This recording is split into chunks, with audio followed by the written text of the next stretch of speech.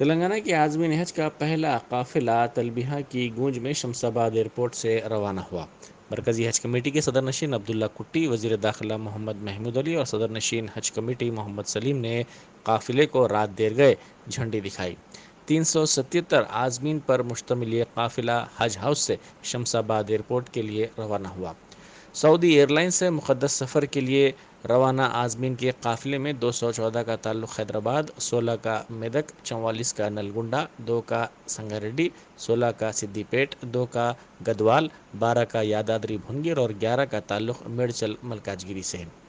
اس طرح 2 سال کے وقفے کے بعد تلنگانہ حج کمیٹی کی جانب سے عازمین حج کی روانگی عمل میں آئی ہے اور حج ہاؤس میں سرگرمیاں بحال ہو گئیں۔ اس موقع پر شیخ الجامع جامعہ نظامیہ مولانا مفتی خلیل احمد اور دوسرے موجود تھے۔ عازمین حج کا دوسرا قافلہ آج شام روانہ ہوگا۔ عازمین حج کی جانب سے سفر مقدس میں کھانے پینے کی اشیاء لے جانے کی اطلاعات ملی ہیں، جس پر پابندی ہے۔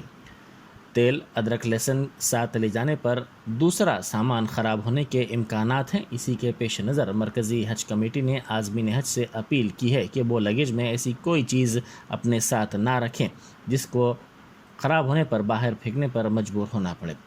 حج کمیٹی کی جانب سے 2 لگیج فراہم کیے گئے ہیں۔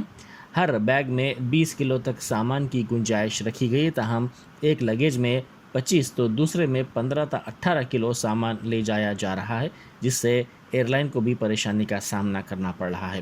ایئر لائنز کی جانب سے اس کی اجازت نہیں دی جا رہی ہے۔ اگنی پتھ اسکیم کے خلاف گزشتہ جمعے کو سکندرآباد ریلوے اسٹیشن میں ہوئے پرتشدد احتجاج کے معاملے میں گرفتار نوجوانوں کی رہائی کا مطالبہ کرتے ہوئے ان کے والدین چنچل گوڑہ جیل پہنچے۔ بعض والدین اپنے بچوں کی رہائی کے لیے کافی فکر مند نظر آئے، جن کی آنکھیں اشکبار ہو گئی۔ جیل کے سامنے میڈیا سے بات کرتے ہوئے ان والدین نے ان کے بچوں کی رہائی کے لیے حکومت سے خواہش کی۔ حیدرآباد کے گنجان آبادی والے علاقے حمایت نگر میں ایک عمارت کے تیسرے مالے پر موجود ایک ٹریول ایجنسی میں آگ لگ گئی۔ آگ لگنے کی وجہ شارٹ سرکٹ بتایا جا رہی ہے۔ نارائن گڑھ پولیس عملے نے فوراً موقع پر پہنچ کر فائر بریگیڈ کو طلب کر لیا اور فائر بریگیڈ نے آ کر آگ پر قابو پا لیا۔ اطلاع ہے کہ کوئی جانی و زیادہ مالی نقصان نہیں ہوا ہے۔ Ritvik kidney Indo care centre Rishika scan and diagnostic Habsiguda کا ارکان اسمبلی سبھاش ریڈی اور این بھگت نے افتتاح کیا۔ اس موقع پر سی ای او ڈاکٹر پروین نے کہا کہ عصری آلات کے ذریعے ماہر تجربے کار ڈاکٹرز کی نگرانی میں کم قیمت پر عام آدمی کے لیے یہاں پر علاج کی سہولت فراہم کی گئی ہے۔ سکندرآباد ریلوے اسٹیشن پر حملے کے معاملے میں گوپال پورم پولیس اسٹیشن میں 2 مقدمات درج کیے گئے۔ بس کو نقصان پہنچانے کی ڈرائیور نے پولیس سے شکایت کی، جس کے بعد پولیس نے 2 علیحدہ مقدمات درج کر لیے۔ یہ مقدمات تعزیرات ہند کی مختلف دفعات کے تحت درج کیے گئے۔ تلنگانہ ہائی کورٹ کے چیف جسٹس کی حیثیت سے جسٹس اجول بھویان کا تقرر عمل میں آیا ہے۔ اس سلسلے میں صدر جمہوریہ نے جسٹس اجول بھویان کے تقرر سے متعلق احکام جاری کر دیے ہیں۔ گزشتہ ماہ سپریم کورٹ کی کولیجیم نے جسٹس بھویان کو تلنگانہ ہائی کورٹ کا چیف جسٹس مقرر کرنے کی مرکزی حکومت سے سفارش کی تھی۔ اس سفارش کی بنیاد پر مرکز نے صدر جمہوریہ کو ان کے نام کی منظوری کے لیے روانہ کیا تھا اور گزشتہ روز صدر جمہوریہ نے ان کے نام کو منظوری دے دی۔ اسی طرح ہائی کورٹ کے موجودہ چیف جسٹس ستیش چندر شرما کو دہلی ہائی کورٹ کا چیف جسٹس مقرر کرتے ہوئے ان کا تبادلہ کر دیا گیا ہے اور تلنگانہ ہائی کورٹ کے نئے چیف جسٹس مقرر ہونے والے اجول بھویان فی الوقت اسی ہائی کورٹ میں سینئر جج کی حیثیت سے خدمات انجام دے رہے ہیں۔ ملک کے دفاعی منصوبے اگنی پتھ پر جاری برہمی کے دوران اس اسکیم کے تحت بھرتی کیے جانے والوں کو ڈرائیورز، الیکٹریشین، دھوبی، نائی اور دیگر پیشوں کی مہارت کی تربیت دینے کے سلسلے میں مرکزی وزیر سیاحت کشن ریڈی کے ریمارکس سے تنازع کھڑا ہو گیا ہے۔ انہوں نے 2 دن پہلے ایک پریس کانفرنس کے دوران یہ بیان دیا تھا۔ ٹویٹر پر مرکزی وزیر سیاحت کے بیان کو ٹیگ کرتے ہوئے ریاستی وزیر انفارمیشن ٹیکنالوجی تارک راما راؤ نے اس بیان کو صدمے سے تعبیر کیا۔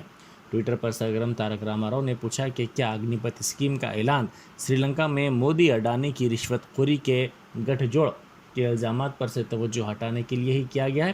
انہوں نے ایک اور ٹویٹ کرتے ہوئے NDA کو طنزیہ انداز میں NPA قرار دیتے ہوئے کہا کہ NPA کے ایک کابینی وزیر کا کہنا ہے کہ اگنی پتھ اسکیم کے نتیجے میں نوجوانوں کو ڈرائیورز، الیکٹریشین، نائی اور دھوبی کے طور پر ملازمت دی جائے گی۔ سکندرآباد ریلوے اسٹیشن میں مرکزی اسکیم اگنی پتھ کے خلاف احتجاج کے دوران تشدد اور آتش زنی کے معاملے میں ابھی تک 46 افراد کو گرفتار کر لیا گیا ہے۔ ریلوے پولیس کی سینئر عہدیدار انورادھا نے بتایا کہ ابتدا میں تقریباً 300 نوجوان گیٹ نمبر 3 سے اسٹیشن میں داخل ہوئے، بعد میں 2000 کے قریب نوجوان جمع ہو گئے جو ہاتھوں میں لاٹھیاں لیے ہوئے تھے۔ انہوں نے توڑ پھوڑ اور آگ زنی شروع کر دی۔ معلوم ہوا کہ نوجوان فوج میں ریکروٹمنٹ کے لیے فزیکل ٹیسٹ میں منتخب ہو گئے تھے، لیکن تحریری امتحان 6ویں مرتبہ ملتوی کیا گیا جس سے وہ برہم ہو گئے۔ حیدرآباد میں بقرعید کے قریب فرضی گاؤ رکشکوں کی ہراسانی کا سلسلہ شروع ہو گیا ہے۔ کالو سنگھ نامی فرضی گاؤ رکشک نے اپنے چند ساتھیوں کے ساتھ مل کر جانوروں کی گاڑی کو روک لیا اور اس کے ڈرائیور سے مار پیٹ کی۔ پولیس نے گاڑی کو گوشالہ منتقل کر دیا۔ صدر PCC ریونت ریڈی نے کہا ہے کہ فوج کی مستقبل میں نجی کاری کے مقصد سے ہی اگنی پتھ اسکیم مرکزی حکومت نے متعارف کروائی ہے۔ انہوں نے دہلی کے جنتر منتر پر میڈیا سے بات کرتے ہوئے کہا کہ اس اسکیم کو منسوخ کرنے تک احتجاج کا سلسلہ جاری رہے گا۔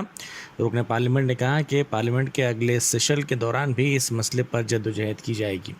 انہوں نے کہا کہ ہراسانی کی سیاست کے حصے کے طور پر ہی سونیا گاندھی اور راہل گاندھی مقدمات کا سامنا کر رہے ہیں۔